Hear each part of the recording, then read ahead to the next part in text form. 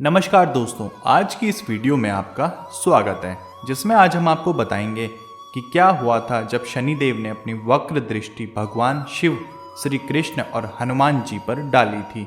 दोस्तों, शनिदेव से मनुष्य क्या स्वयं देवता भी भयभीत होते हैं तथा शनिदेव के प्रकोप से बचने का प्रयास करते रहते हैं। तथा इस वीडियो के माध्यम से हम आपको भी यह बताएंगे कि वह कौन से कार्य हैं जिन्हें करने से शनिदेव के प्रकोप से आप बच सकते हैं। तो करते हैं आज की वीडियो की शुरुआत।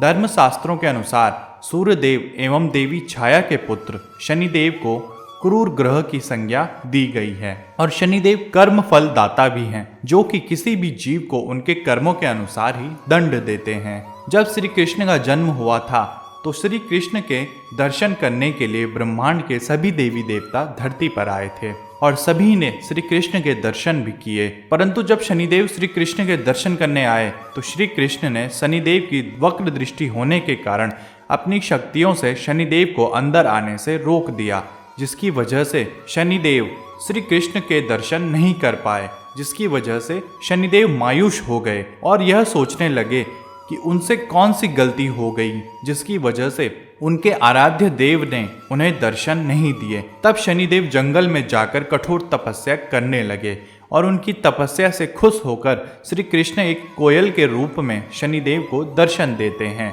और कहते हैं, आप तो न्यायाधीश हैं और लोगों को उनके कर्मों के अनुसार ही फल देते हैं, परंतु आप मेरे गोकुल धाम की सदैव रक्षा करें और यहाँ के प्राणियों पर आप अपनी वक्र दृष्टि ना डालें और आप अब से यहीं पर रहेंगे और मैं आपको कोयल के रूप में मिला हूँ, तो इस वन का नाम आज से कोकिला वन होगा और आज भी इस वन में कोयल की मधुर ध्वनि सुनाई देती है। साथ ही साथ माना जाता है कि यहाँ पर श्री कृष्ण और शनिदेव के दर्शन करने से ही आपके ऊपर से साढ़े साती या शनि की ढैया उसी वक्त समाप्त हो जाती है।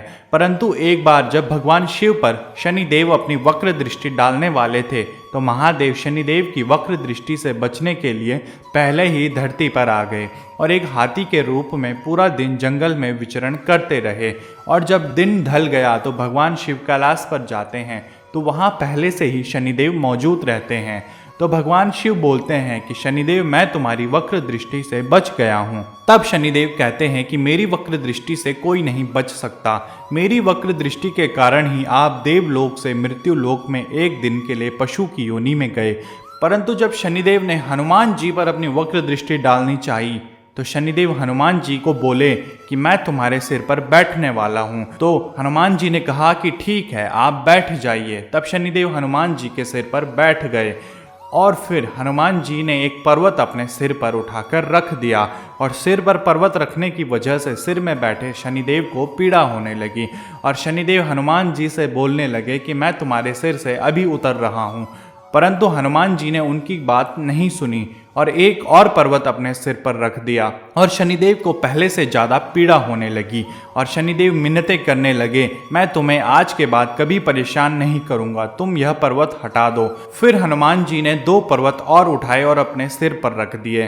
तब शनिदेव कहते हैं कि मैं कभी भी तुम्हें परेशान नहीं करूँगा और तुम्हारे जो भी भक्त होंगे उनके पास कभी नहीं भटकूँगा। यह सुनकर हनुमान जी पर्वत उतार देते हैं। तो दोस्तों, हनुमान जी की आराधना करने से ही आप शनिदेव के प्रकोप से बच सकते हैं। तो आज की जानकारी आपको कैसे लगी हमें कमेंट करके ज़रूर बताएं और ऐसी ही रोचक और रहस्यमयी जानकारियों के लिए सब्सक्राइब करें हमारा चैनल। धन्यवाद।